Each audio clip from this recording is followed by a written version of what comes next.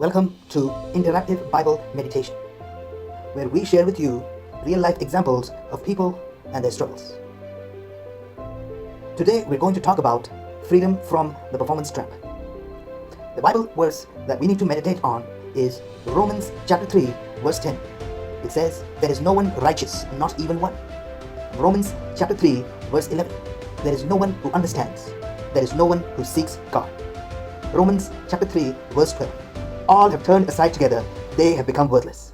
There is no one who practices kindness, there is not even one." Now I will share with you a short story from a person's life, and I want you to let me know in the comments what your response would be to that person. Here we go.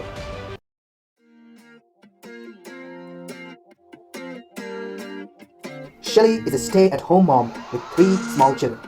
She grew up in a church-going family but did not become a Christian until she was in college.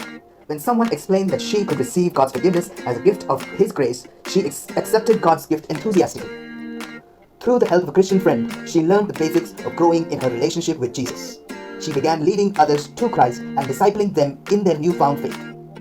A few years after graduating from college, she married. Not long after that, she and her husband began having children.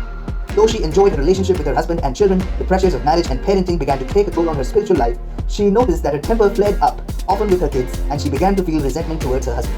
She worried about finances and her abilities as a mother. She began criticizing herself because she felt she was not doing well as a follower of Jesus. The more she criticized herself, the worse she performed. The worse she performed, the harder she tried to do better the next time. How would you help Shelley? And have you ever felt like her? Let us know in the comments below, and you get bonus points for letting us know a Bible verse that may be able to use to be able to respond to her. Let's go.